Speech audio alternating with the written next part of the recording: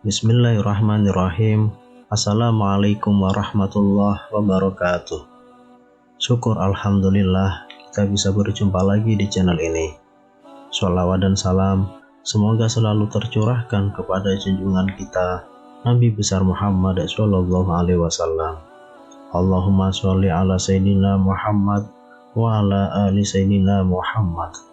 Harapan dan doa saya untuk saudaraku semua yang menonton video ini, semoga saudaraku semua selalu diberikan kesehatan oleh Allah, dimudahkan segala urusannya, dilapangkan rezekinya, diampuni segala dosanya. Amin ya rabbal alamin. Sahabat beriman yang dirahmati Allah, sebagai umat Islam, kita memiliki pedoman hidup, yaitu kitab suci Al-Quran. Al-Quran adalah kalam Allah Subhanahu wa Ta'ala, yang merupakan sebuah mukjizat yang diturunkan kepada Nabi Muhammad SAW. Ditulis dalam mushaf dan diriwayatkan secara mutawatir, serta membacanya adalah termasuk ibadah. Dengan Al-Quran inilah hidup kita menjadi lebih terarah dan berada di jalan yang benar. Selain mengarahkan kita ke jalan yang benar, Al-Quran juga memiliki banyak keutamaan bagi orang yang membacanya. Berikut ini ada 17 keutamaan membaca Al-Quran setiap hari yang penting untuk kita ketahui. Yang pertama adalah sebaik-baik manusia yang mempelajari dan mengajarkan Al-Quran. Sabda Nabi Muhammad SAW, sebaik-baik kalian adalah siapa yang mempelajari Al-Quran dan mengamalkannya. Hadis riwayat Bukhari. Yang kedua, pahala membaca Al-Quran. Sabda Nabi Muhammad SAW, siapa saja membaca satu huruf dari kitab Allah atau Al-Quran, maka baginya satu kebaikan, dan satu kebaikan itu dibalas dengan 10 kali lipatnya. Hadis riwayat At-Tirmizi. Yang ketiga, keutamaan membaca Al-Quran, menghafalnya, dan pandai membacanya. Sabda Nabi Muhammad SAW, perumpamaan orang yang membaca Al-Quran sedang ia hafal dengannya bersama para malaikat yang suci dan mulia. Sedang perumpamaan orang yang membaca Al-Quran sedang ia senantiasa melakukannya meskipun hal itu sulit baginya, maka baginya 2 pahala. Muttafaq alaih. Yang keempat, pahala bagi orang yang anaknya mempelajari Al-Quran. Siapa saja yang membaca Al-Quran, mempelajarinya, dan mengamalkannya, maka dipakaikan kepada kedua orang tuanya pada hari kiamat mahkota dari cahaya, yang sinarnya bagaikan sinar matahari, yang dikenakan pada kedua orang tuanya 2 perhiasan yang nilainya tidak tertandingi oleh dunia. Keduanya pun bertanya, bagaimana dipakaikan kepada kami semuanya itu? Dijawab, karena anakmu telah membawa Al-Quran. Hadis riwayat Al-Hakim. Yang kelima, Al-Quran memberi syafaat kepada ahlinya di akhirat. Sabda Nabi Muhammad SAW, bacalah Al-Quran karena ia akan datang pada hari kiamat sebagai pemberi syafaat kepada para ahlinya. Hadis riwayat Muslim. Dan pada sabda beliau Nabi Muhammad SAW, puasa dan Al-Quran keduanya akan memberikan syafaat kepada seorang hamba pada hari kiamat. Hadis riwayat Ahmad dan Al-Hakim. Yang keenam, pahala bagi orang yang berkumpul untuk membaca dan mengkajinya. Nabi Muhammad SAW bersabda, tidak berkumpul suatu kaum di salah satu rumah Allah SWT sedang mereka membaca kitabnya dan mengkajinya, melainkan mereka akan dilimpahi ketenangan, dicurahi rahmat, diliputi para malaikat, dan disanjungi oleh Allah di hadapan para makhluk dan di sisinya. Hadis riwayat Abu Dawud. Yang ketujuh, dapat menenteramkan hati. Dalam Al-Quran surat Ar-Ra'd ayat 28, yang artinya yaitu orang-orang yang beriman dan hati mereka menjadi tentram dengan mengingat Allah. Ingatlah, hanya dengan mengingat Allah hati menjadi tentram. Quran surat Ar-Ra'd ayat 28. Yang kedelapan, dapat menyembuhkan penyakit. Hendaknya kamu menggunakan kedua obat-obat, madu dan Al-Quran. Hadis riwayat Ibnu Majah dan Ibnu Mas'ud. Yang kesembilan, membaca Al-Quran dikurniakan hatinya dengan cahaya oleh Allah SWT dan dipeliharanya dari kegelapan.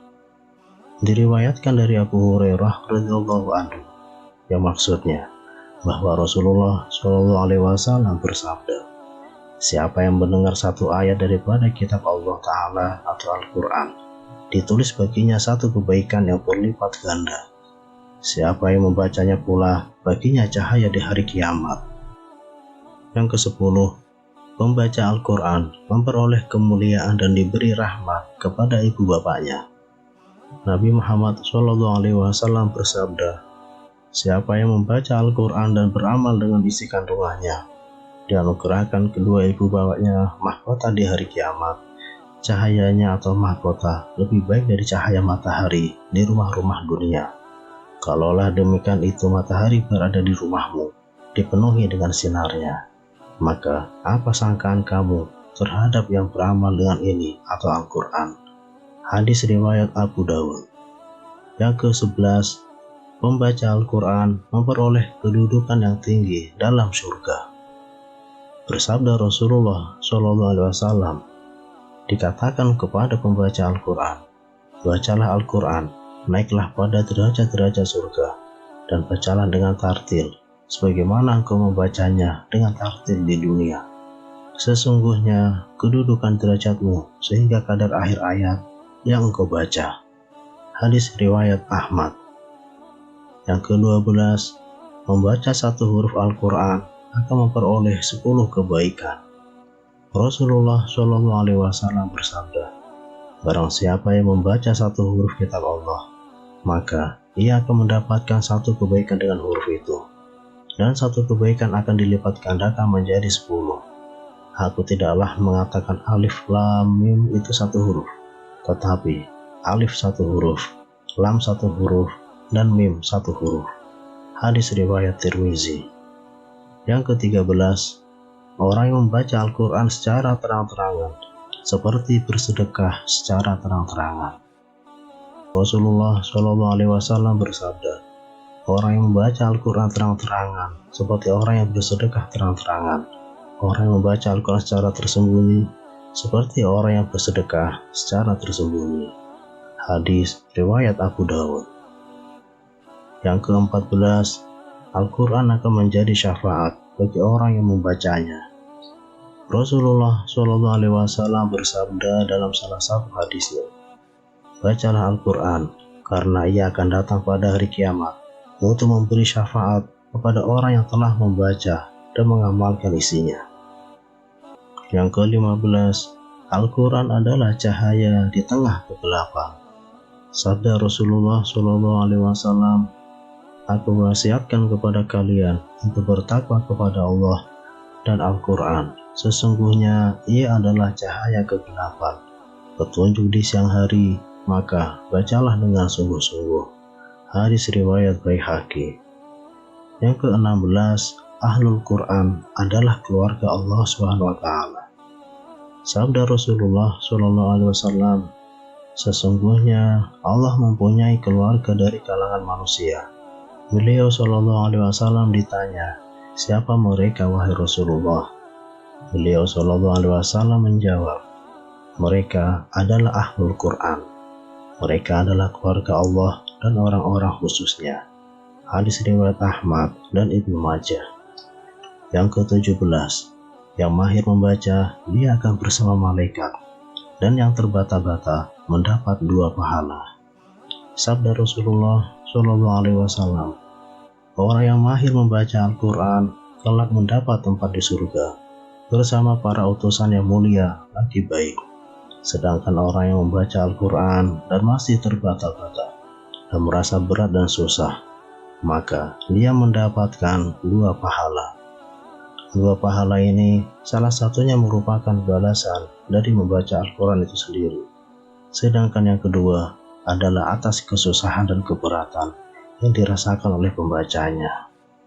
Demikianlah mengenai 17 keutamaan membaca Al-Quran setiap hari yang penting untuk diketahui. Semoga kita semua diberi kemudahan untuk bisa istiqomah membaca Al-Quran serta mengamalkannya. Amin ya Rabbal Alamin. Wassalamualaikum warahmatullahi wabarakatuh.